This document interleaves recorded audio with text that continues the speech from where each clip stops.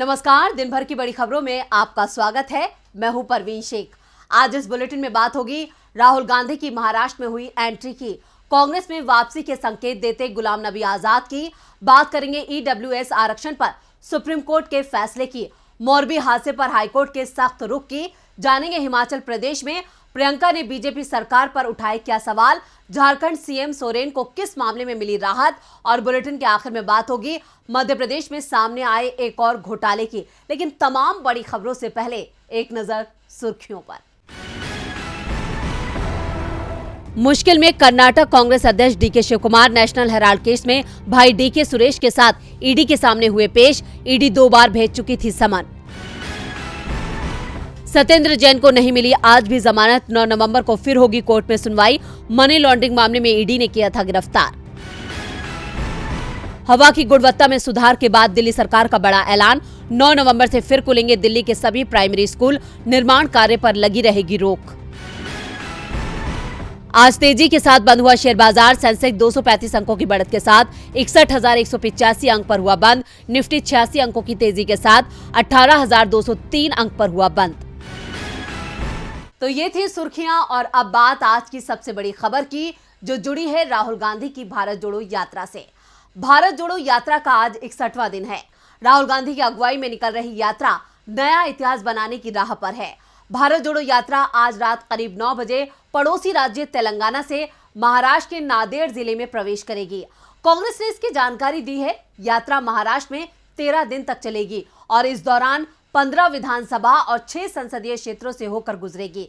वहीं राहुल गांधी 10 और 18 नवंबर को राज्य में 2 रैलियों को संबोधित करेंगे। कांग्रेस की भारत जोड़ो यात्रा आज सुबह तेलंगाना के कामारेड्डी जिले से आगे बढ़ी। यात्रा आज रात नांदेड़ जिले के महाराष्ट्र में प्रवेश करेगी। महाराष्ट्र में यात्रा करीब 13 दिन तक जारी रहेगी। एनसीपी प्रमुख शरद पवार 8 नवंबर को यात्रा में शामिल होंगे। शिवसेना प्रमुख उद्धव ठाकरे के बेटे आदित्य ठाकरे भी यात्रा का हिस्सा होंगे। कांग्रेस ने महाराष्ट्र में यात्रा को कामयाब बनाने के लिए जबरदस्त तैयारियां की है। कांग्रेस महासचिव जयराम रमेश ने यात्रा की जानकारी देते हुए लिखा कि आज भारत जोड़ो यात्रा का 61वां दिन है। शाम तक तेलंगाना में यात्रा का सफर पूरा हो जाएगा। राज्य के 8 जिलों और लगभग 390 किलोमीटर की दूरी कवर करते हुए आज हम महाराष्ट्र में प्रवेश करेंगे। रात 9 बजे के करीब नांदेड़ जिले के राज्य में पदयात्रा के 13 दिनों के सफर की शुरुआत होगी। अब तक यात्रा तमिलनाडु, केरल, कर्नाटक, आंध्र प्रदेश, तेलंगाना को कवर कर चुकी है। आज सुबह तेलंगाना के कामारेड्डी से यात्रा अंतिम चरण के लिए आगे बढ़ी है। आज देर शाम को यात्रा महाराष्ट्र में नांदेड़ जिले के देगलूर के मदनूर नाका से प्रवेश करेगी। यात्रा को महाराष्ट्र में कामयाब बनाने के लिए प्रदेश कांग्रेस ने भारी तैयारियां की है। आज शाम नांदेड़ जिले में पहुंचने के बाद राहुल गांधी और दूसरे नेता रात करीब 10 बजे एकता मशाल यात्रा निकालेंगे। महाराष्ट्र में भारत जोड़ो यात्रा कुल 381 किलोमीटर का सफर पूरा करेगी। ये यात्रा 15 विधानसभा और 6 संसदीय क्षेत्रों से होकर गुजरेगी। एनसीपी प्रमुख शरद पवार 8 नवंबर को यात्रा में शामिल होंगे।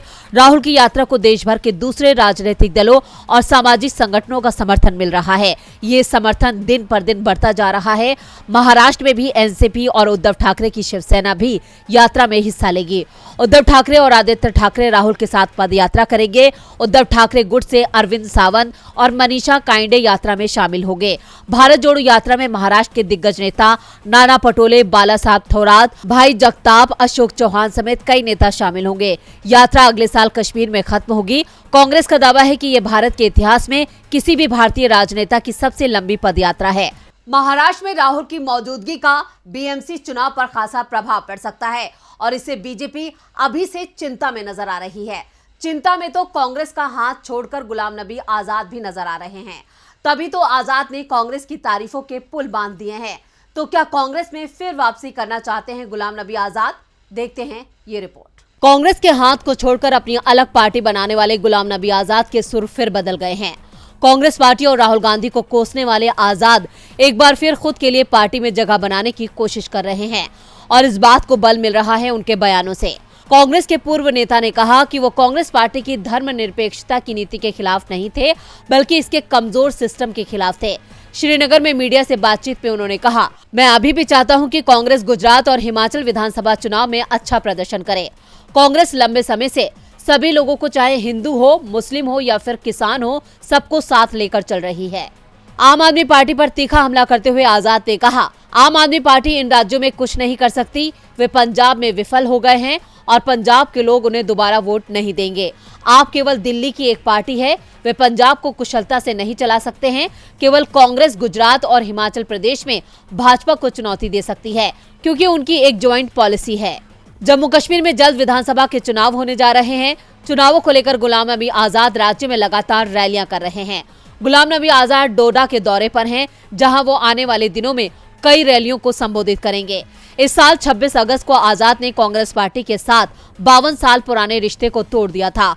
अक्टूबर में आजाद ने अपनी नई राजनीतिक पार्टी डेमोक्रेटिक आजाद पार्टी बना ली थी। कांग्रेस को छोड़ने के बाद आजाद ने सोनिया गांधी को लिखे खत में राहुल गांधी की नेतृत्व क्षमता पर सवाल खड़े किए थे।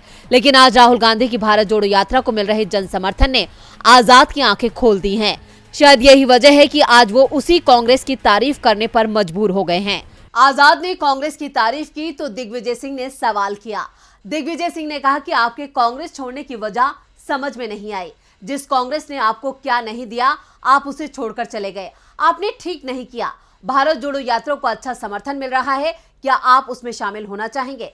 साफ है, दिग्विजय सिंह ने आजाद को यात्रा में शामिल होने का न्योता दे दिया है, जिसके सहारे कांग्रेस ने अपने दरवाजे आजाद के लिए खोल दिए हैं। इधर आरक्षण के दरवाजे भी गरीबों और आर्थिक रूप से कमजोर लोगों के लिए खुले रहेंगे। आज सुप्रीम कोर्ट ने ईडब्ल्यूएस आरक्षण मामले पर सुनवाई करते हुए 10% आरक्षण पर अपनी मोहर लगा दी है। तो क्या कहा है सुप्रीम कोर्ट ने, देखते हैं ये रिपोर्ट। आज ईडब्ल्यूएस पर सुनवाई करते हुए देश की सर्वोच्च अदालत ने अपना फैसला दे दिया है। आर्थिक आधार पर देश में आरक्षण अब आगे भी जारी रहेगा। चीफ जस्टिस यूयू ललित की अध्यक्षता वाली 5 सदस्यीय संवैधानिक बेंच में से 3 जजों ने आरक्षण के पक्ष में अपना फैसला दिया है, जबकि 2 जजों ने आरक्षण पर अपनी असहमति जताई है। सुप्रीम कोर्ट के चीफ जस्टिस यूयू ललित की अध्यक्षता में 5 सदस्यीय बेंच की तरफ से आर्थिक रूप से कमजोर वर्ग के लिए 10% आरक्षण की व्यवस्था पर फैसला सुनाया है। 5 जजों में से 3 जजों ने आर्थिक आधार पर आरक्षण का समर्थन किया है। जस्टिस माहेश्वरी ने कहा कि आर्थिक आरक्षण संविधान के मौलिक ढांचे के खिलाफ नहीं है। 103वां संशोधन वैध है।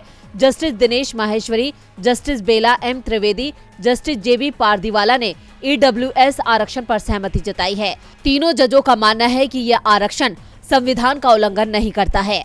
फैसला सुनाते हुए तीनों जजों ने यह भी माना कि ईडब्ल्यूएस आरक्षण 50% आरक्षण की सीमा का उल्लंघन नहीं करता है। वहीं सीजेआई जस्टिस यूयू ललित और जस्टिस रविंद्र भट्ट ने इस पर असहमति जाहिर की है। जस्टिस बेला त्रिवेदी ने भी इस पूरे फैसले पर सहमति जताई है। उन्होंने कहा कि मैं जस्टिस माहेश्वरी के निष्कर्ष से सहमत हूं। SC, ST, OBC को पहले से आरक्षण मिला हुआ है, उसे सामान्य वर्ग के साथ शामिल नहीं किया जा सकता है। संविधान निर्माताओं ने आरक्षण सीमित समय के लिए रखने की बात कही थी, लेकिन 75 साल बाद भी ये जारी है। दरअसल ईडब्ल्यूएस कोटे की संवैधानिक वैधता को सुप्रीम कोर्ट में चुनौती दी गई थी। इस मामले में कई याचिकाओं पर लंबी सुनवाई के बाद सर्वोच्च अदालत ने 27 सितंबर को अपना फैसला सुरक्षित रख लिया था। पूर्व CJI SA Bobde, justice R Subhash Reddy, justice BR Gavai की पीठ ने 5 अगस्त 2020 को इस मामले को संविधान पीठ को भेज दिया था, जिस पर आज सुप्रीम कोर्ट ने सुनवाई करते हुए बड़ा फैसला दिया है। आरक्षण को सुप्रीम कोर्ट से हरी झंडी मिल चुकी है, जिसे बीजेपी अपने लिए राहत मान रही है। तो वहीं गुजरात हाईकोर्ट ने बीजेपी की मुश्किलें बढ़ा दी हैं। हाईकोर्ट ने मोरबी पुल हादसे पर सख्त रुख अख्तियार कर लिया है और गुजरात सरकार से 1 हफ्ते में लिखित जवाब मांगा है। कोर्ट ने कहा है कि बताएं हादसे को लेकर अब तक सरकार ने क्या-क्या कदम उठाए हैं। मोरबी पुल हादसे पर अब गुजरात की बीजेपी सरकार फंसती हुई नजर आ रही है। मोरबी हादसे पर गुजरात हाईकोर्ट ने स्वतः संज्ञान लिया है। गुजरात हाईकोर्ट के चीफ जस्टिस अरविंद कुमार और न्यायाधीश आशुतोष जे शास्त्री की पीठ ने स्वतः संज्ञान लेते हुए गुजरात सरकार से रिपोर्ट मांगी है। पीठ ने राज्य सरकार के एडवोकेट जनरल से कहा कि ये काफी निराशाजनक था कि हादसे में 100 से ज्यादा लोगों की जान चली गई, इसलिए हमने इसका स्वतः संज्ञान लिया है। हम जानना चाहते हैं कि राज्य ने अब तक क्या कदम उठाए हैं। 30 अक्टूबर को 142 साल पुराने पुल के टूटने पर 135 लोगों की जान चली गई थी, जिसके बाद राज्य के पूर्व मुख्यमंत्री शंकर सिंह वाघेला ने हाईकोर्ट को खत लिखकर इस हादसे पर स्वतः संज्ञान लेने की गुहार लगाई थी।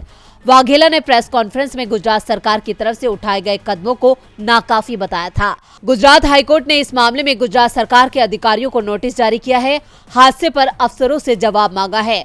कोर्ट ने सरकार के साथ ही गृह विभाग, शहरी विकास विभाग, मोरबी नगर पालिका और राज्य मानवाधिकार आयोग को भी नोटिस जारी कर जवाब मांगा है। गुजरात हाईकोर्ट ने राज्य सरकार से 1 हफ्ते के अंदर पूरे घटनाक्रम को लेकर रिपोर्ट दाखिल करने को कहा है।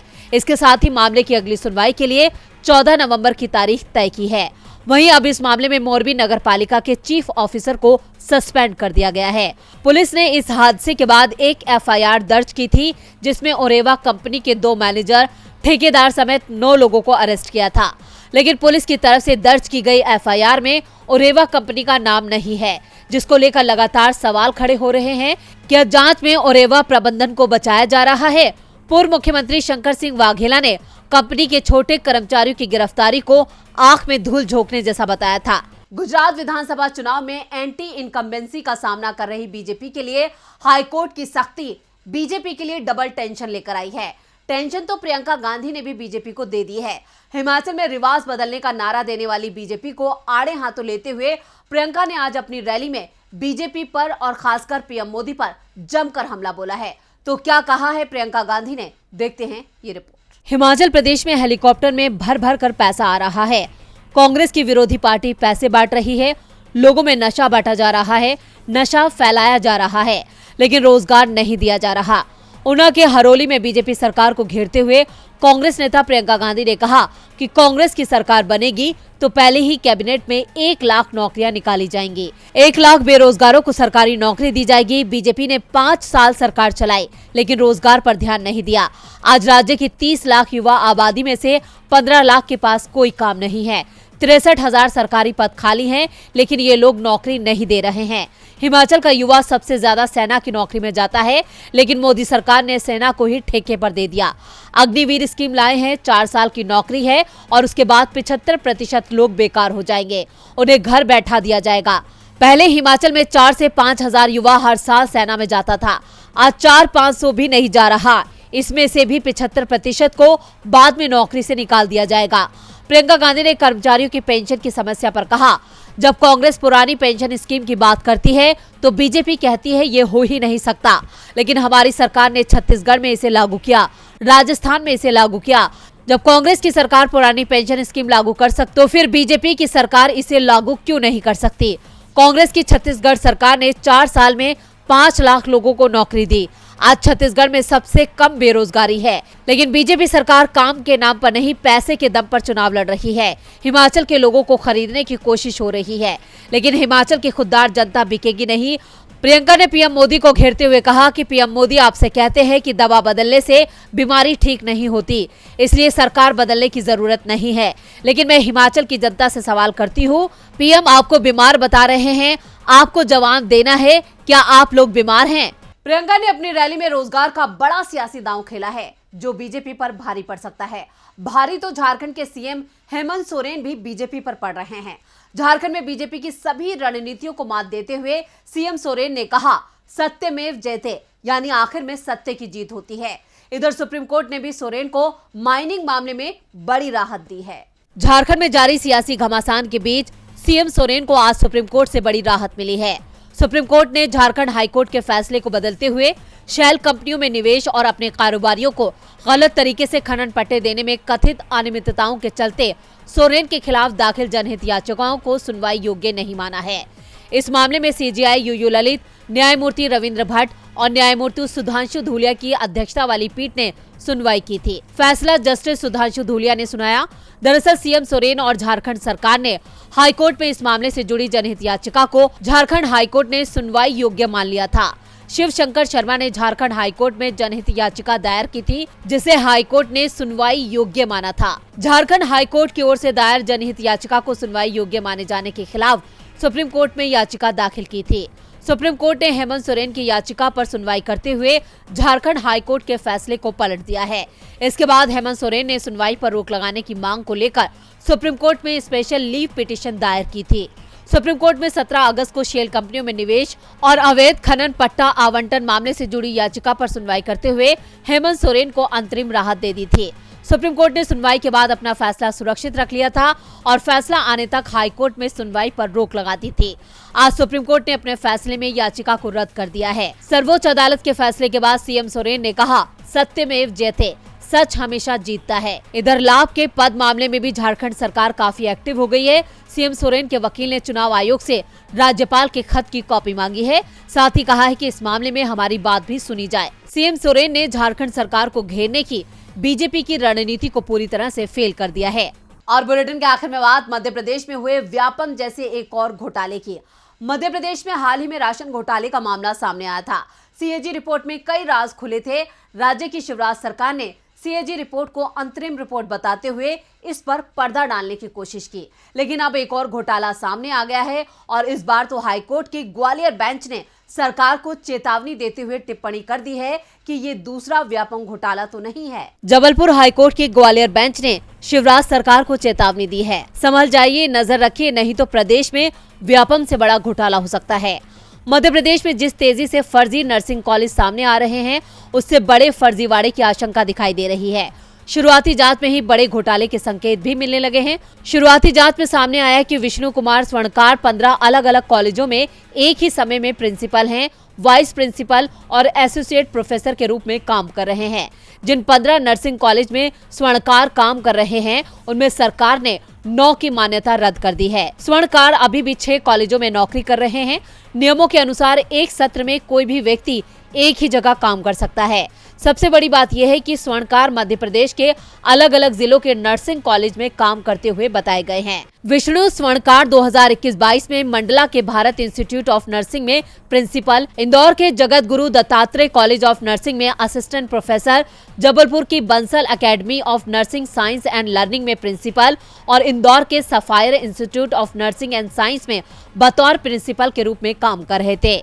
इसी तरह लीना नाम की महिला 18 अलग अलग नर्सिंग कॉलेज में काम करती पाई गई। हर कॉलेज में उनके नाम के साथ थोड़ी हेराफेरी की गई। कहीं पर उनका नाम सिर्फ लीना लिखा गया, तो कहीं पर कुमारी लीना और कहीं पर लीना के अलावा कई सरनेम लिखे गए। अलग अलग कॉलेज में उसका पद बदल कर दिखाया गया। ये सारा खेल कागजों में चल रहा है। सुनवाई के दौरान हाईकोर्ट की ग्वालियर बेंच ने 2 कमरों में चल रहे नर्सिंग कॉलेज को मिली मान्यता पर आपत्ति जताई, जिसके बाद सरकार ने अब तक करीब 70 नर्सिंग कॉलेजों की मान्यता को सस्पेंड कर दिया है। हाईकोर्ट ने इस बात पर भी चिंता जताई है कि इन कॉलेजों से डिग्री हासिल करने वाले लोगों की जान जोखिम में डाल सकते हैं। मध्य प्रदेश में करीब 200 ऐसे नर्सिंग कॉलेज हैं जिन्हें नियमों के खिलाफ मान्यता दी गई है। दरअसल देश में जब कोरोना ने दस्तक दी, तो प्रदेश के 1 साल के अंदर ही मध्य प्रदेश में 2019 नर्सिंग कॉलेज खुल गए। जांच में पता चला कि इनमें से अधिकांश कॉलेज 2 से 4 कमरों के मकान में संचालित हो रहे थे। नियमों के हिसाब से हर नर्सिंग कॉलेज के पास खुद का कम से कम 100 बेड का पेरेंटल हॉस्पिटल होना चाहिए, जहां छात्रों को प्रैक्टिकल ट्रेनिंग कराई जा सके। लेकिन इन नर्सिंग कॉलेज को मान्यता देने में नियमों की धज्जियां उड़ाई गई हैं। तो आज इस बुलेटिन में बस इतना ही। देखते रहिए डीबी लाइव। नमस्कार।